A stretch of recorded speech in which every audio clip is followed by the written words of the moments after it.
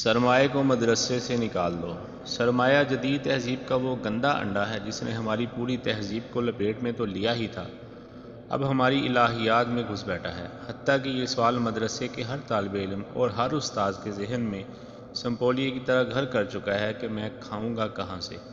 خود ہمارا پالا اس سوال سے شدید نوعیت کا رہا ہے، لیکن ہمارے عقیدے نے ہمیں اس سوال کو سیریس لینے نہیں دیا کہ ہماری طبیعت بچپن سے ہی وہابی ٹائپ تھی۔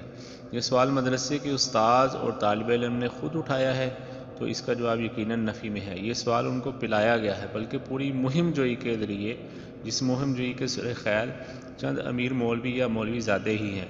یہ بحث ہر دروازے تک پہنچا دی ہے کہ مدرسہ کا طالب علم کھائے گا کہاں سے۔ یہ دنیوی حلقوں میں سوال کی بجائے اعتراض کے طور پر کہا جاتا ہے کہ مدرسہ بے روزگاری پیدا کر رہا ہے۔ ہمارے کچھ لوگوں نے ان سوالات کے جواب دینے کے لیے پوری کی پوری کتابیں لکھ ماری ہیں۔ ایک صاحب نے اپنی کتاب میں مدارس کے فوائد گنواتے ہوئے یہ بھی گنوایا ہے کہ مدرسہ لاکھوں غریب لوگوں کی کفالت کر رہا ہے، غریب بچوں کو تعلیم دے کر کاروبار کے قابل کر رہا ہے، وغیرہ وغیرہ۔ گویا سوال کرنے والے اور جواب دینے والے دونوں کے پیش نظر یہ بحث ہی نہیں کہ مدرسہ کس مقصد کے لیے بنایا جاتا ہے، یا مدرسے کا بنیادی مقصد کیا ہے۔ کیا مدرسہ کی تعلیم کا مقصد سرمایہ کمانا ہے، دولت بنانا ہے، یا مارکیٹنگ انڈسٹری کھڑی کرنا ہے، یا بیوروکریسی کو خام مال مہیا کرنا ہے؟ جیسا کہ ہم نے عرض کیا، طالب علم، استاذ، سائل، مجیب کوئی بھی اس بات پر غور کرنے کو تیار ہی نہیں۔ سوال اٹھانے والے سے لے کر پڑھانے والے اور جواب دینے والے تک سبھی دینی تعلیم کو کیپٹلزم کے تناظر میں توڑ رہے ہیں۔ اس لیے جب کسی طالب علم سے سوال کیا جائے کہ بیٹا اگلی زندگی میں کیا کرنا ہے، تو اکثر کا جواب کوئی بڑی جاب، بڑا ادارہ یا بڑی مسجد ہی کے طور پر ملتا ہے۔ کم ہی طلباء کے پاس کوئی ایسا جواب نظر آتا ہے جس جواب سے اتنا معلوم ہو سکے کہ اس جوان کا مقصد کلیئر ہے۔ مدرسہ کی تعلیم کا بنیادی مقصد حصول علم ہے، اور اس مقصد کو لفظوں میں بیان تو سبھی کر سکتے ہیں، لیکن پریکٹیکل صورتحال یہ ہے کہ ہم اس مقصد کو بہت پیچھے چھوڑ چکے ہیں۔ جب پڑھنے والے کے پاس ہی ایسا مقصد نہیں، پڑھانے والے کے پاس تو محض تھیوری کو آگ لگانی ہے۔ خود مدرسے کا پڑھا مولوی بار بار شور کرتا ہے کہ اپنے مدارس کو طلباء کو سکل سکھاؤ، کاروبار سکھاؤ، فلاں فلاں کورس کرواؤ، لیکن کوئی نہیں کہتا کہ مدرسے کے طالب علم کو اس کے اپنے علوم میں مہارت دو۔ گویا مدرسہ جاتی علوم کو پریکٹیکلی آپ نے اپنے سوال میں ہی نہیں رکھا۔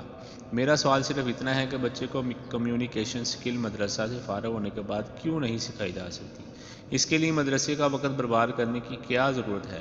یا اسے آپ نے کوئی کاروبار سکھانا ہے تو کیا مدرسہ پڑھنے کے بعد اس کے ہاتھوں کو فالج ہو جاتا ہے، یا زبان بند ہو جاتی ہے کہ اب وہ کچھ سیکھ نہیں سکے گا؟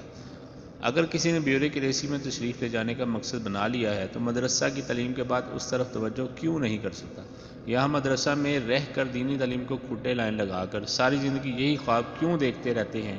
بات سادہ سی ہے، مقصد بدل دیے جا رہے ہیں، اور برائے افسوس یہ کہنا پڑتا ہے مقاصد بدلنے میں سب سے بڑا کردار خود مولوی لونڈوں کا ہے۔ یہاں اگلے روز ایک خانوادہ قسم کے امیر زادے تشریف لائے ہوئے تھے، اور وہ بچوں کو پڑھا رہے تھے کہ تمہاری گھڑی، جوتی، کپڑے برانڈ کے ہونے چاہیے، اس سے تمہاری عزت بنے گی۔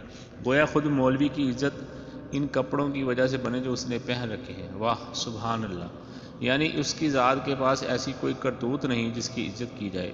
کپڑے اچھے رکھ لو کیونکہ امیر لونڈوں کو اچھے کپڑوں سے بہلایا جا سکتا ہے۔ کمال نہیں ہو گیا؟ دیکھیں، اچھے کپڑے پہننے سے کوئی منع نہیں کرتا، ہمارے 50,000 کا سوٹ لے کر پہننے کی توفیق ہو تو پہن لیں گے، لیکن خالص ذوق کی باتیں ہیں، ان کو مقاصد بنا کر پیش کرنے سے کیا حاصل ہے؟